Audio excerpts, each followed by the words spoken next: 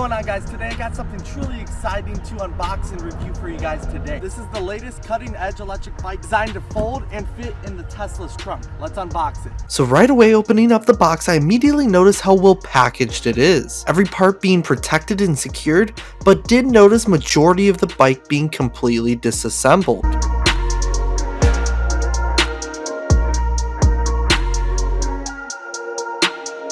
Assembling the bike is not the most simplest, but comes with clear instructions and straightforward connections. I was able to get this bike unboxed and assembled all within 1 hour.